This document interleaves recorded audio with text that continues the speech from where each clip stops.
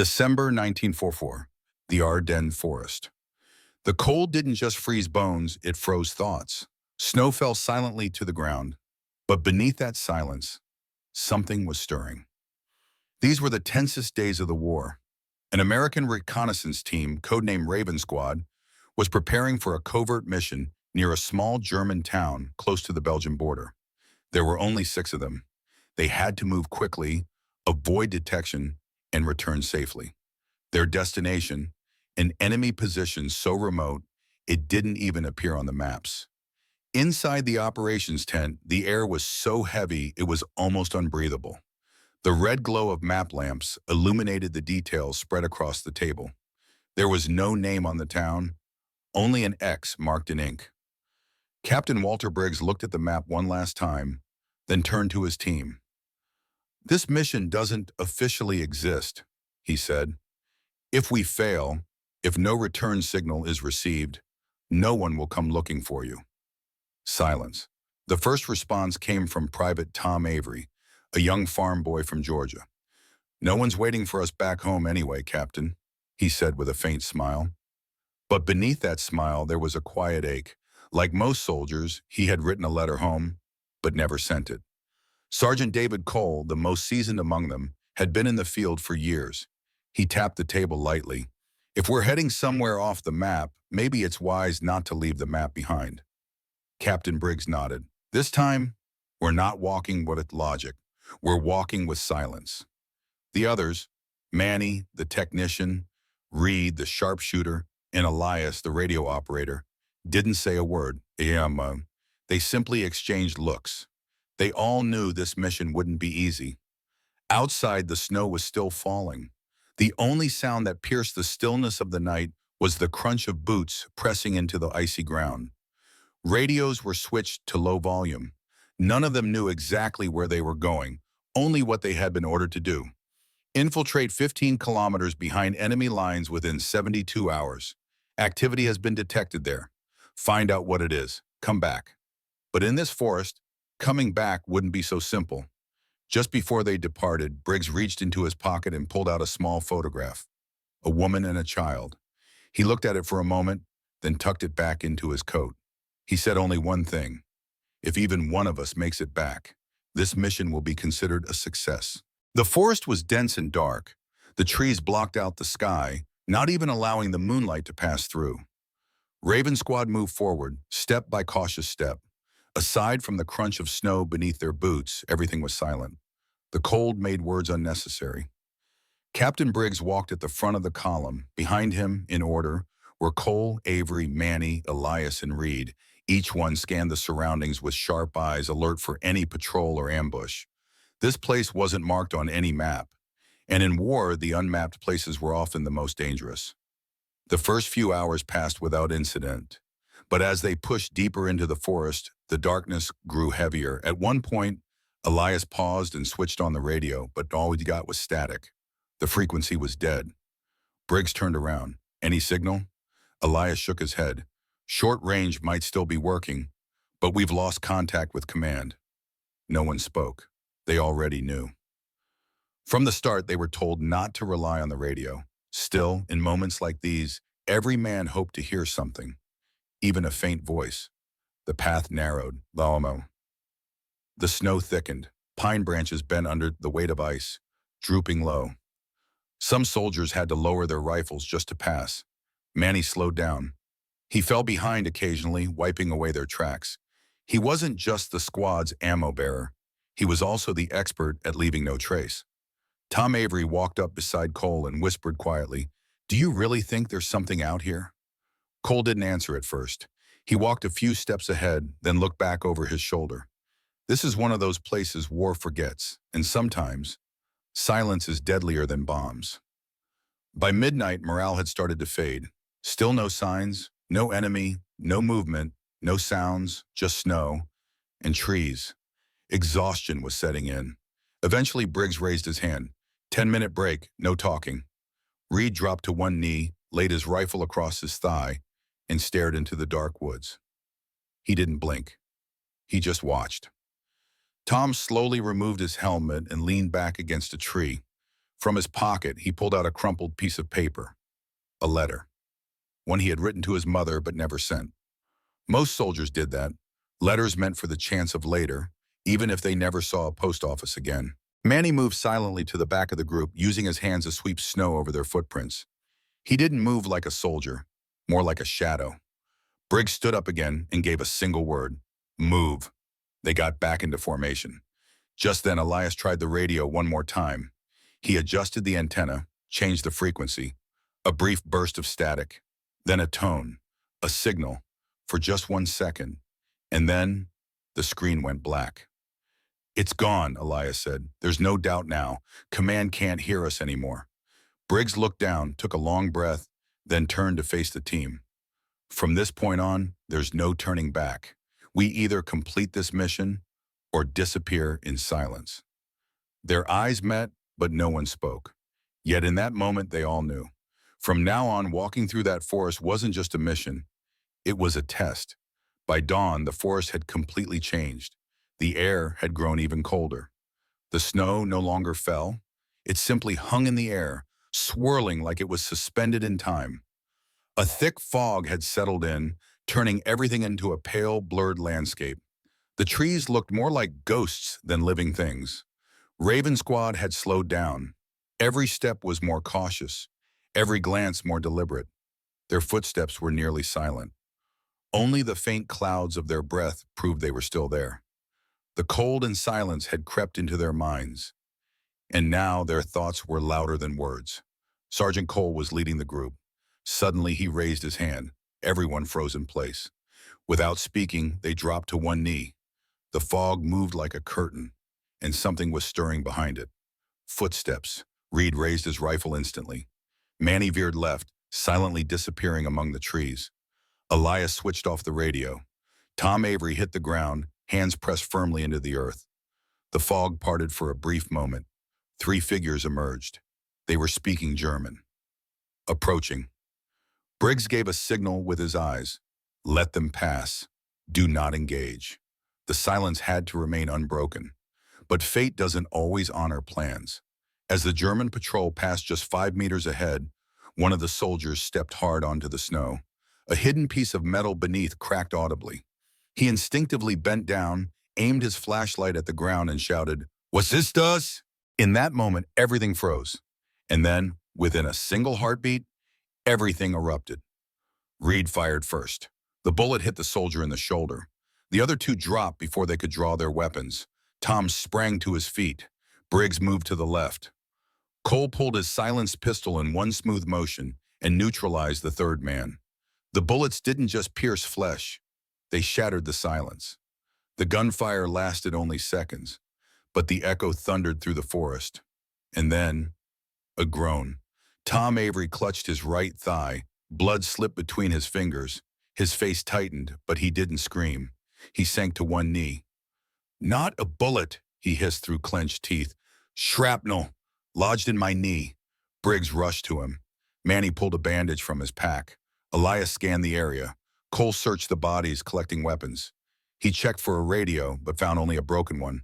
As they treated Tom, Reed spoke up. "Someone must have heard that. We can't stay here."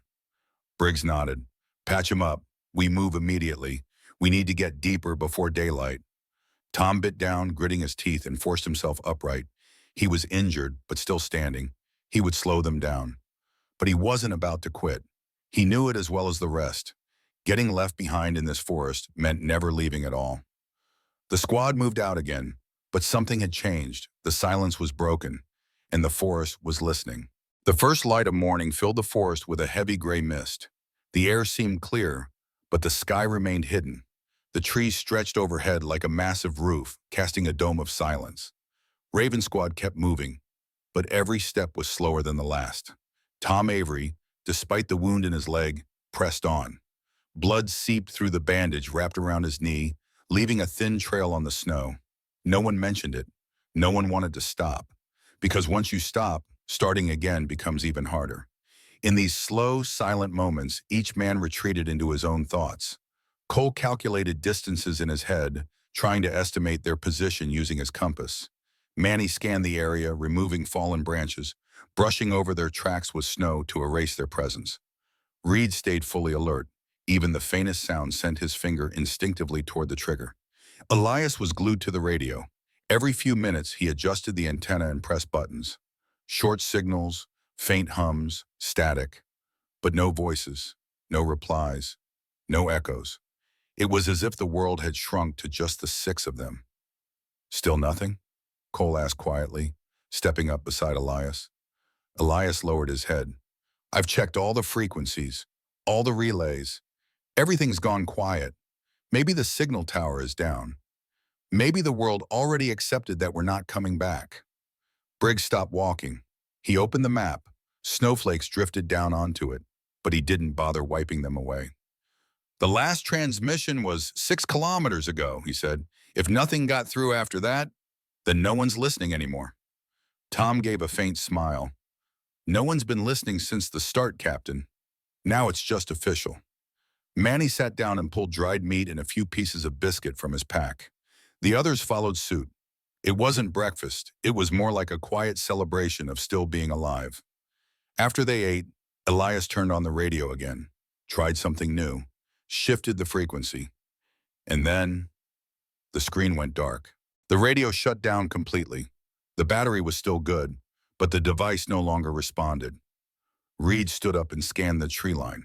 This forest doesn't just swallow sound, he said. It's swallowing signals. We're not just lost physically, we're disappearing mentally.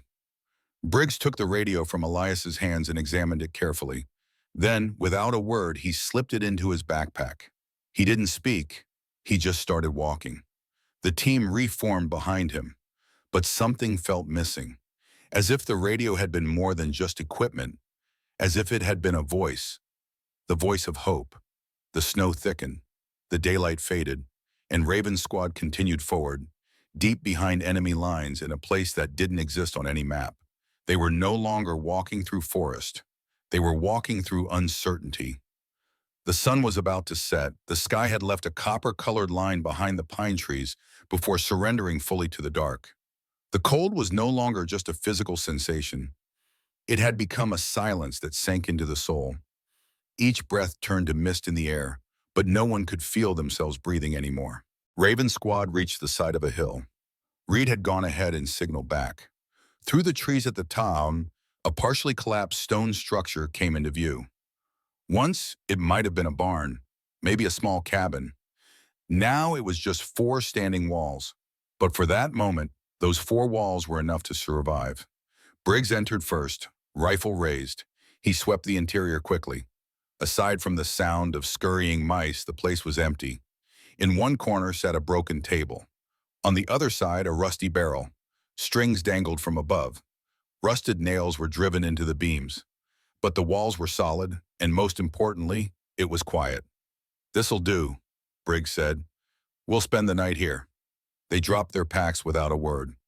One by one, they sat down without looking at each other. Tom leaned back against the wall. His leg had gone numb, but he didn't complain. He just tilted his head back and closed his eyes. Cole pulled a handkerchief from his pocket. Wrapped inside was an old photo, his wife and daughter. He looked at it, said nothing, but the silent longing in his eyes spoke for him. Elias continued tinkering with the radio, his hands moving out of habit more than hope. There was still a flicker of belief left in him, but the screen remained black. No light, no sound. The world now consisted of just these 4 walls. Manny sat down beside the barrel and leaned against the stone. He was exhausted, but his eyes stayed alert. A soldier learns to rest without sleeping. Briggs finally broke the silence.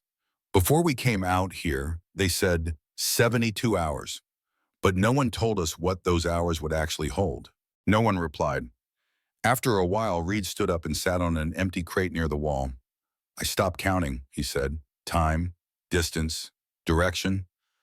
Now I just breathe, and sometimes, even that feels like too much." When night had fully fallen, they took turns on watch.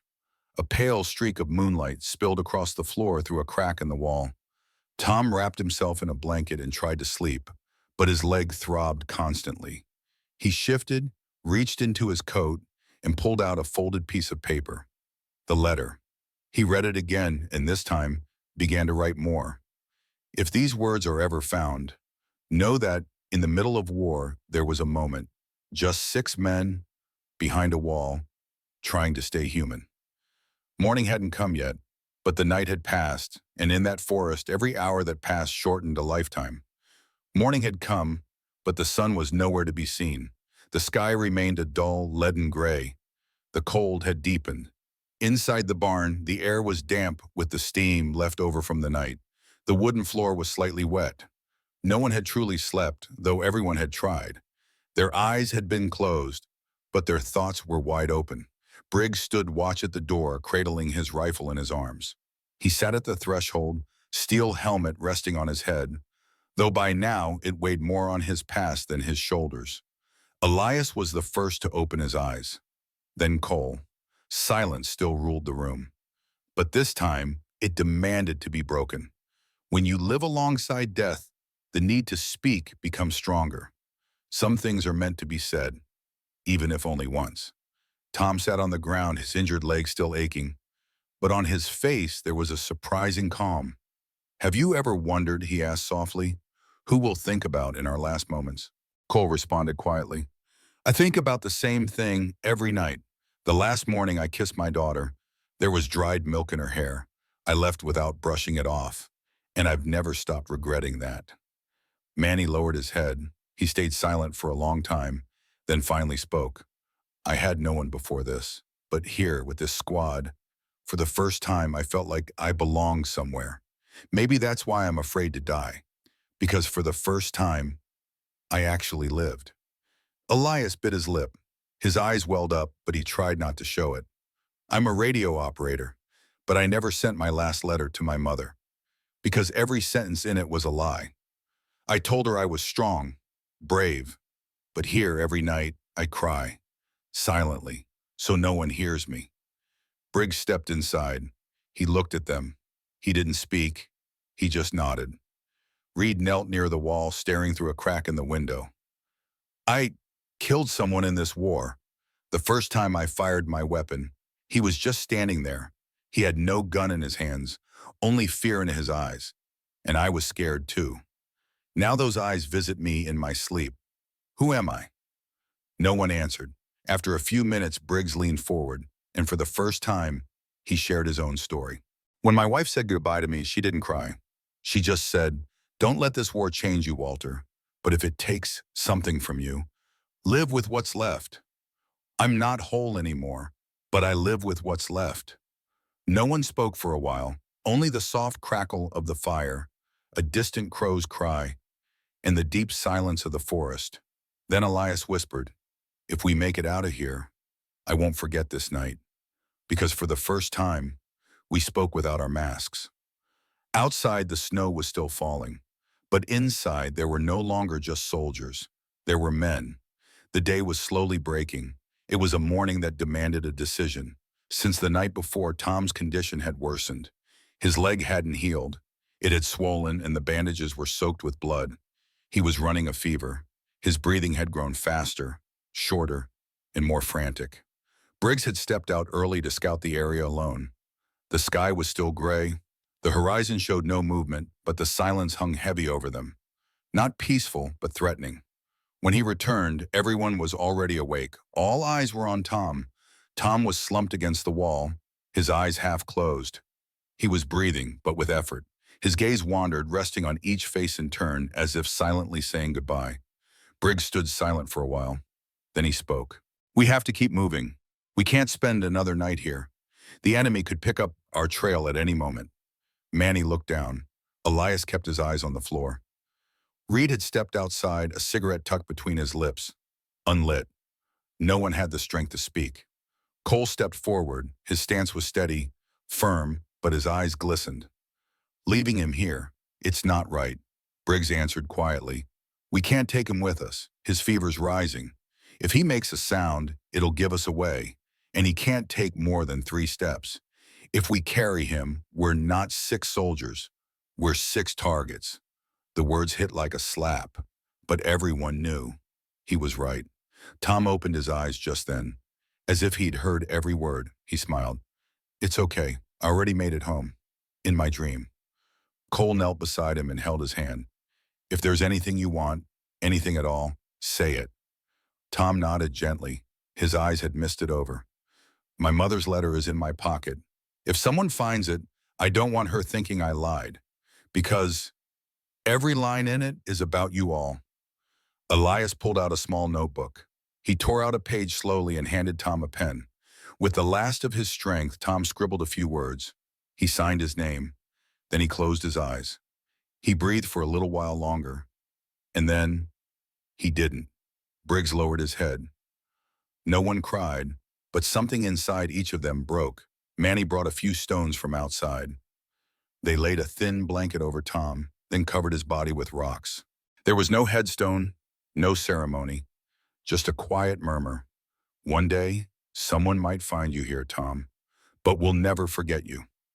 That day, for the first time, Raven Squad moved out incomplete.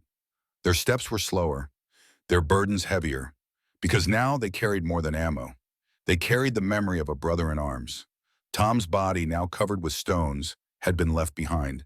But the feet that walked away also left a part of themselves behind. Now, the squad moved not just as a smaller group, but as a quieter, more introspective one. The talking had stopped. Gestures became minimal. Their march felt more like a funeral procession. Briggs, walking at the front, suddenly raised his hand. Everyone froze. Up ahead, an opening. A village. Small, crumbling stone buildings. And rising from them, smoke. But it wasn't battlefield smoke. It was the kind that came from wood stoves. The scent of burnt coal, of roasting meat. Cole pulled out his binoculars. He scanned slowly. Enemy inside, he said. But not in uniform, civilians. Or at least dressed like it. But their posture, their movements, military discipline. Likely a covert rest station. Briggs closed his eyes and thought for a moment. We can't go around, he said. The area's too open. We don't have time. We've only got a few hours left. Elias spoke, his voice trembling. What do we do? Briggs replied calmly. We go through it, but we blend in. Manny slipped off his backpack. He pulled out a few worn civilian garments. Took these from a captured camp, he said. They've helped before. Their rifles were hidden in packs. Helmets came off. Faces were smudged with mud. In moments, they looked like exhausted, starving German villagers. Only Reed kept his hand close to a concealed weapon. As they approached the outskirts of the village, hearts pounded in unison. A man stepped out of one of the houses. He looked at them, then calmly nodded. Guten Morgen, he said. Briggs gave a slight nod back. Morgan. And they kept walking. Their steps steady, their faces blank, all their focus narrowed into those fleeting seconds. Elias caught something out of the corner of his eye, a message scratched into the snow on a wall. We're Zeenoich. We see you. Reed leaned in close to Briggs and whispered, They might know who we are. Briggs lowered his head.